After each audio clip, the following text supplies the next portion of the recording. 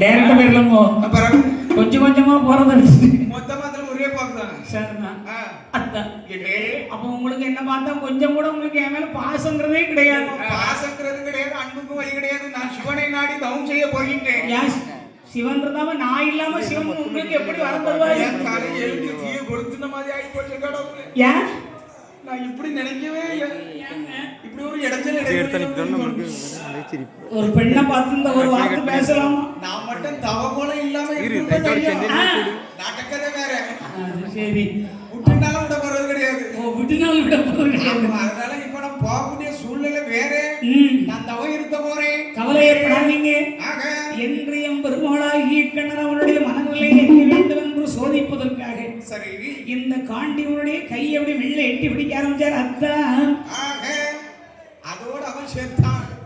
ஏத்தான் என்ன அப்ப நீங்க என்ன கல்யாணம் முடிக்க மாட்டேங்கிறீங்க? என் கல்யாணம் என்னத்தான் அப்படி சொல்லாதீங்க.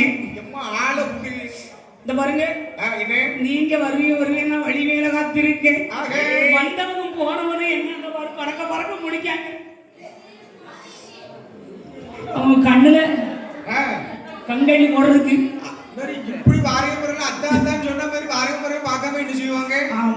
அப்படிலாம் யாரையும் யாரோ ஒருத்தவனைய வசமா ஏமாத்திட்டு போயிட்டான். சரி, புத்தி வேதலத்தையும் மனம் தடுமாடி நீங்க காணகத்துல வாரிய போறன்னு அத்தான் சொல்லிட்டு தெரியுதா? ஆமா. அதனால நான் உன்னுடைய அத்தான் இல்ல, ஆளை விடுன்னு சொன்னா விடுவேனோ என்று எம்பெருமானுடைய கரத்தை நீட்டிய போது அப்படி மட வந்து சிரித்தால் பார்த்தால் இந்த காண்டிவனாகி அரிச்சவன் நாம் தவறுக்கு செல்வதோ ஆண்டவனாகி சிவனை நாடி தவறுந்து வரவாங்க. அதானே பெண்ணென்ற பக்கத்திலே நாம் அவளை தொடலாமா? அப்படி தொட்டோமானால் நம் தவத்தில் இடையூறு ஏற்படும். சிவனை காண முடியாது, வரத்தை வாங்க முடியாது, எதிரிகளை வெல்ல வேண்டும். அதானே என்று நினைத்தார் இந்த காண்டீவன். சரி, பெண்ணால் அருகே வந்து கிட்டே தொட வருகின்ற போது பார்த்தார்.